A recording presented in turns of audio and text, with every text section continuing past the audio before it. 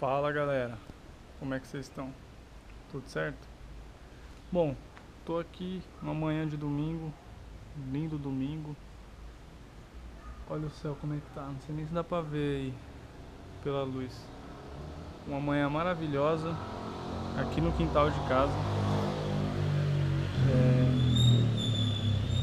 Esperei o pessoal sair para eu conseguir me concentrar aqui e também ter mais privacidade.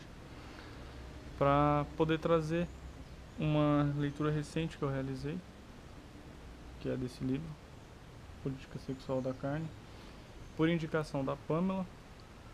É uma leitura muito forte, muito objetiva, né?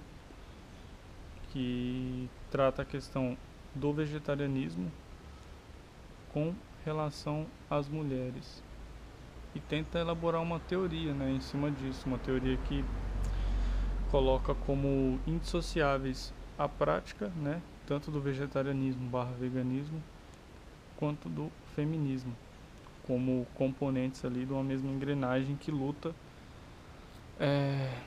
para romper e derrubar, né, o que está de hegemônico aí, né, que é o consumo de carne e a opressão das mulheres e o que ela chama de patriarcado.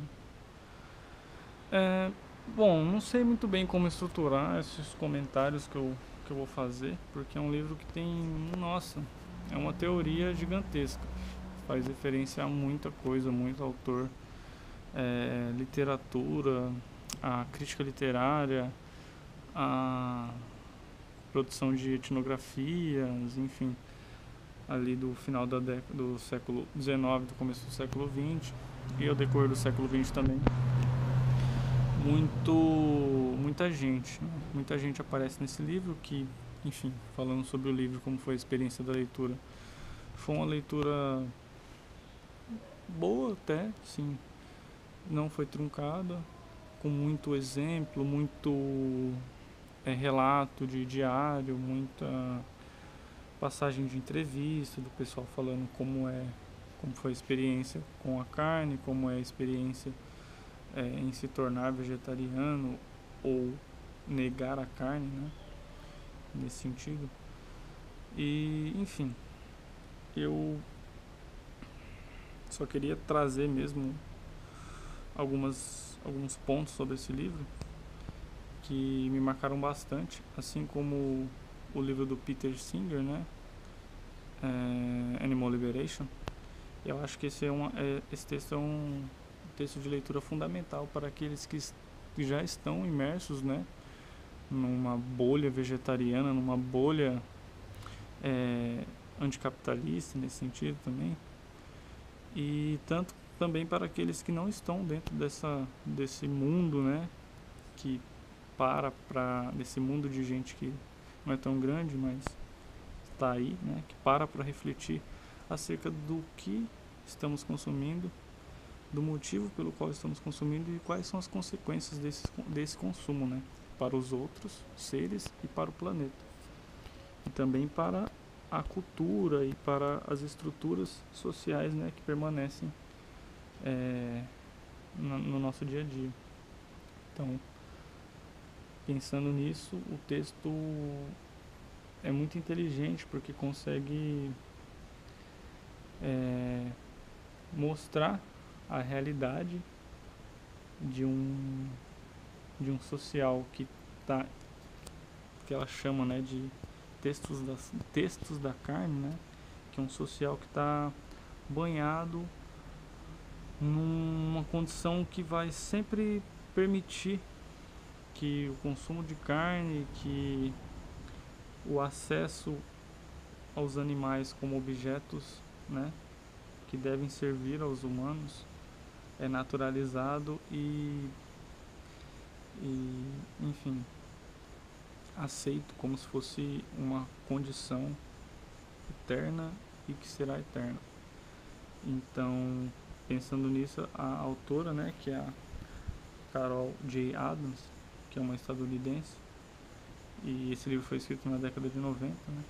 Ela aponta como esse consumo, né, dos animais, essa transformação num objeto, né, que ela chama de processo de referente ausente, né, que que ela fala que permite com que nós, né, os humanos, usem os animais sem que isso tenha algum sentido de vida por trás. Então a gente torna ausente a vida dos animais, transformando-os em objetos para que a gente consiga consumi-los. Do contrário, isso começa a ser incômodo, isso começa a gerar um tipo de reflexão, a gerar um tipo de recusa, né? Quando esse referente ausente começa a aparecer.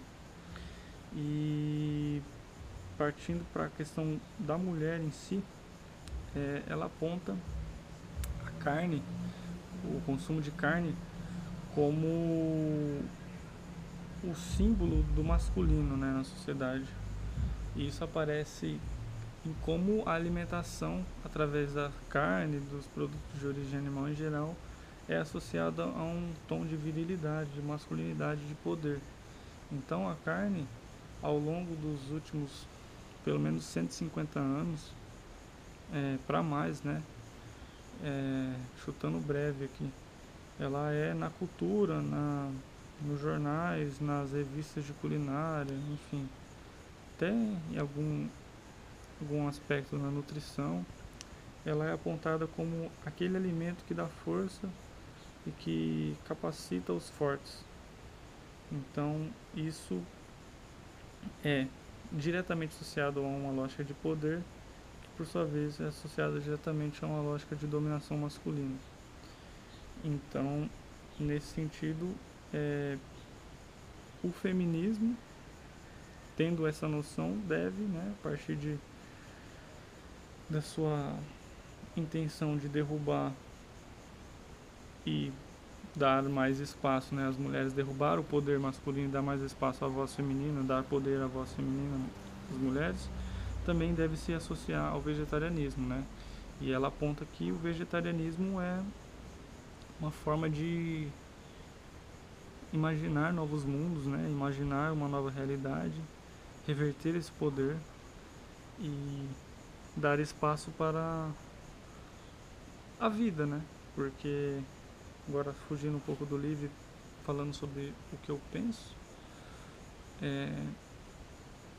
aceitar a carne e, enfim, consumi-la e abaixar a cabeça para o seu consumo é ser conivente com um mundo de morte, uma existência de morte, porque dentro do mundo das mercadorias a carne é produzida, né, como um objeto em larga escala e transforma o que era antes a vida de vários outros seres, vários animais em escalas de milhões, bilhões de animais, né, produzidos anualmente, em morte, em dor e em sofrimento.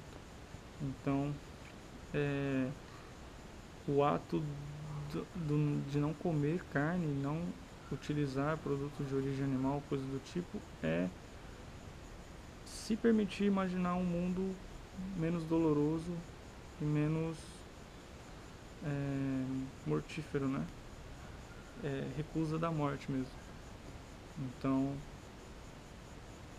enfim, um brevíssimo comentário que está dando 9 minutos agora sobre esse livro, Política Sexual da Carne, que obviamente vocês precisam ler para ter a noção e ter o impacto que eu tive, né, com essa leitura, que é muito bem estruturada. Para quem vem das ciências sociais como eu, é admirável o trabalho de organização teórica mesmo, de referência e de, enfim, muito bem feito. E não sei mais o que dizer, fica essa recomendação. A leitura que eu estou fazendo agora é uma leitura de literatura, talvez eu faça um comentário também, mas é isso. Um abraço para todo mundo Desejar uma excelente semana aí e um excelente 2024. Valeu!